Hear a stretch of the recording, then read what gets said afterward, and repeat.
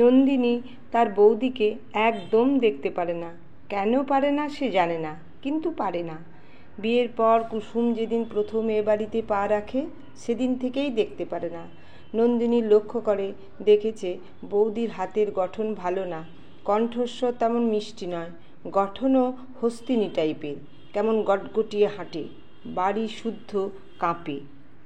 মায়ের সঙ্গে নন্দিনীর ব্যাপারে পরামর্শ করেছে, ঝগড়া করেছে, কি করে এমন মেয়েকে মা পছন্দ করে আনলো ভেবে পায় না।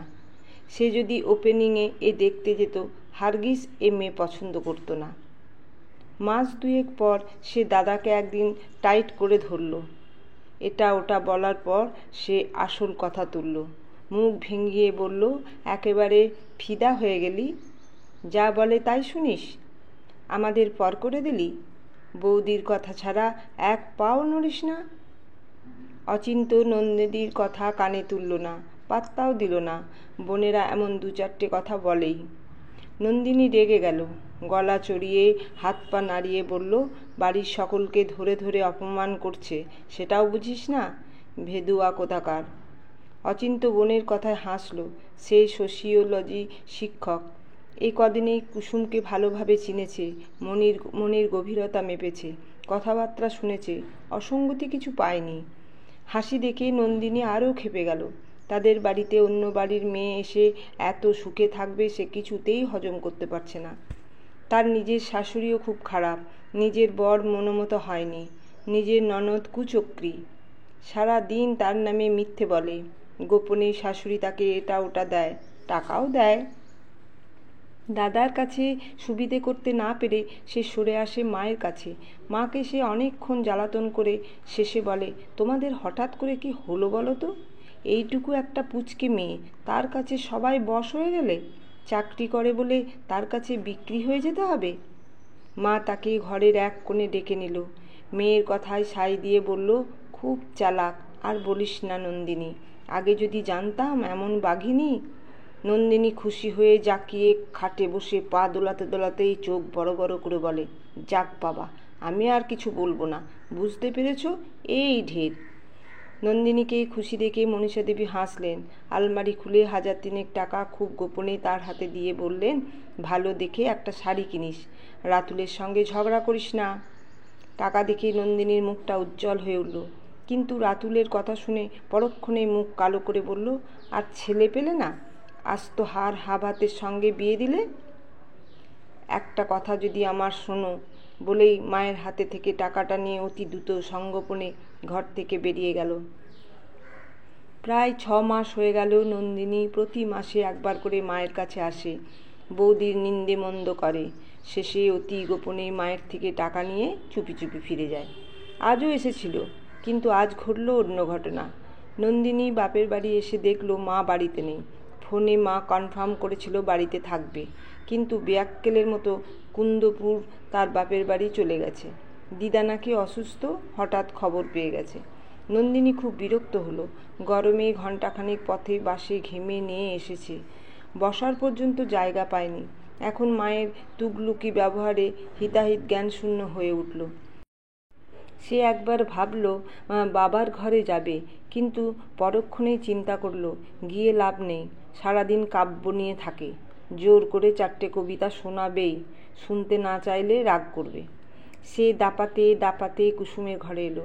কুসুম স্কুলের হাফ ইয়ারলি পরীক্ষার খাতা দেখছিল। নন্দিনীকে ঘরে ঢুকতে দেখে মুখ না তুলে বলল, একটু বসো, 2টো খাতা বাকি আছে। নন্দিনী চুপ করে বসে রইল, বসে বসে ফুলতে লাগলো। খাতা দেখা শেষ করে কুসুম ননদের কাছে উঠে এসে হেসে বলল, মনীষা একটা প্যাকেট রেখে গেছে, এই নে, বলেই একটি সাদা ছোট খাম নন্দিনীর হাতে দিল। খামখানা সে নিল বটে, কিন্তু মায়ের নাম ধরে বৌদিকে ডাকতে দেখে অত্যন্ত চটে উঠল। আষাঢ়ের মেঘের মতো মুখটা কালো করে ঝাঁঝের সঙ্গে বলল, গুরুজনের নাম ধরছ বৌদি? ননদের কথার ধরন দেখে কুসুম হাসল। হাসতে হাসতে বলল, যখন রাগ হয় তখন নাম ধরে রাখি, তুইও রাগ হলে তোর শাশুড়িকে নাম ধরে রাখবি। কি বেয়াক্কেল দেখো, তোকে আসতে বলে বাপের বাড়ি চলে গেল। এই কথাটা যদিও নন্দিনীর মনের মতো, তবুও নন্দিনী খুশি হতে পারল না। গজ গজ করতে করতে খাম হাতে বেরিয়ে গেল। পথে নেমে মায়ের ওপর তার খুব রাগ হলো। তাকে যে গোপনে খামে টাকা দেওয়া হয় এটা বৌদিকে জানানোর দরকারটা কি? টাকা দেওয়া কি ফুরিয়ে যাচ্ছিল? তার সম্মানটা কোথায় রইল? এমন বেয়াক্কেলের মতো কাজ করে মা, আবার বৌদির হাতেই দিয়ে গেছে। বয়স হয়েছে, বুদ্ধি হয়নি। বাসে উঠতে যাবে, ঠিক তখনই নন্দিনী দেখল তার মা মনীষা দেবী হনহনিয়ে তার দিকেই আসছে। কাছে হেসে একগাল হেসে মনীষা দেবী বললেন, খবর দেওয়ার সময় পাইনি। তোর দিদা বাথরুমে পড়ে গেছিল, বড়ার জোরে বেঁচে গেছে। আমি তো ভেবেছিলাম হাত পা ভেঙেছে। নন্দিনী তেতেছিল। দিদার বাথরুমে পড়ে যাবার খবর তাকে বিচলিত করল না। সে হুঙ্কার দিয়ে পথেই মাকে বলল, বৌদির কাছে তুমি টাকা রেখে গেছো কেন? আমাকে লুকিয়ে টাকা দাও সেটা জানানোর জন্য? আমার সম্মানটা তুমি এভাবে নষ্ট করলে? মেয়ের কথা শুনেই মনীষা দেবী অবাক। ভ্রু কুঞ্চিত করে চোখের পলক না ফেলে একেবারে আকাশ থেকে পড়ে বললেন, কি যা তা বলছিস? মায়ের কথায় নন্দিনী ক্ষুব্ধ হয়। ব্যাগ থেকে খামখানা অতি দ্রুত এক টানে বের করে মায়ের চোখের উপর ধরে বলে, কি এটা? তুমি বৌদিকে দিয়ে যাওনি? মনীষা দেবী তিনি কখন করলেন এ কাজ? করে থাকলে সত্যিই ভুল হয়েছে, কিন্তু তার স্পষ্ট মনে পড়ল এ কাজ তিনি করেননি। বৌমাকে কখনোই খাম দেননি। মনীষা দেবী অতি দ্রুত তার নিজের কাঁধে ঝোলানো ব্যাগখানি হাঁটুর উপর রেখে ঝুঁকে অতি পাতি করে খুঁজতে লাগলেন এবং কিছুক্ষণের মধ্যে আরেকটি ঠিক ওই রকম খাম বের করে এনে বললেন, এই দেখ, তোকে দেবো বলে রেখেছিলাম। বলেই পরক্ষণে মেয়েকে টানতে টানতে রাস্তার এক পাশে নিয়ে চোখটা ভিজিয়ে বললেন, আর ঢেকে কি করব? একটা কথা বলি নন্দিনী, তোকে যে টাকা দিই ওই টাকা তোর বৌদিই আমাকে দেয়। প্রথম দিনই কুসুম আমাকে শাসন করে বলেছিল, দয়া করে নন্দিনীকে বলবেন না, যদি জিজ্ঞাসা করে বলবেন আপনার ছেলে টাকা। আজ তোকে না বলে পারলাম না, বলেই চোখ দুটো আঁচলে মুছলেন।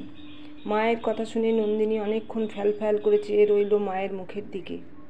তার বিশ্বাসই হচ্ছিল না বৌদি তাকে এত ভালোবাসে, এত ভালো মানুষ কুসুম। সে অনেকক্ষণ স্তব্ধ হয়ে রইল। অনেকক্ষণ চুপ করে থেকে হঠাৎই কেঁদে ফেলে বৌদিকে বলল, আর টাকা দিতে হবে না, আর দিতে হবে না বলেই চোখ মুছতে মুছতে দ্রুত বেরিয়ে গেল ভিড় বাস স্ট্যান্ডের দিকে। আজকের গল্প বৌদি, কলমে বাবুরাম মণ্ডল।